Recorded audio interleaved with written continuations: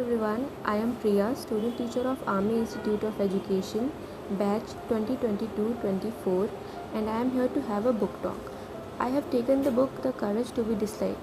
This book is written by Kyoro Kishimi and Fumitaga Koga. This book provided me with numerous valuable insights and lessons. I have a few things I would like to share with all of you.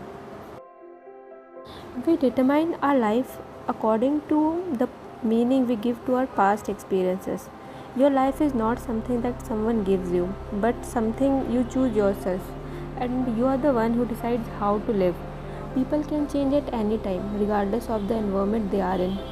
You are only able to change because you are making the decision not to. So, how can we live a happy, authentic life? The answer is very simple.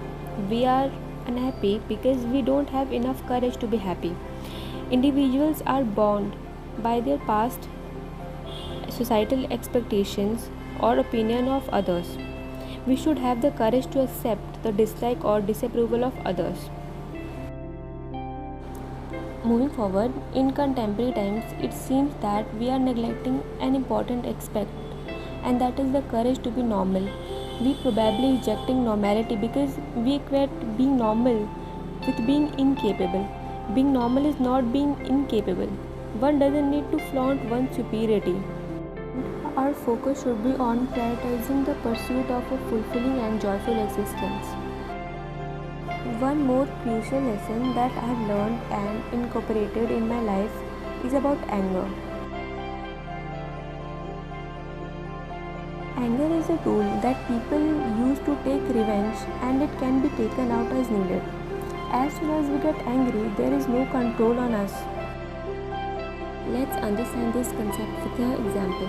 If a mother is angrily yelling at her daughter and the phone rings, so she picks it up and changes the tone and become very polite. Then when she hangs up, she goes back to yelling again. It shows that we can control our emotions. She is simply using anger to overpower her daughter.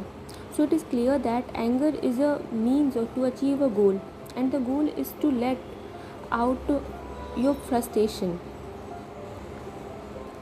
We fabricate anger to make the other person submit to you.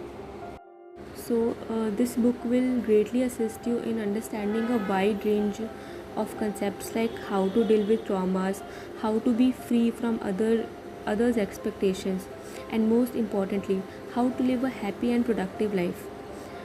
I highly recommend each and every one of you to find time to read this book. It will be immensely beneficial for you. Now, I would like to end this book talk. Thank you so much for listening.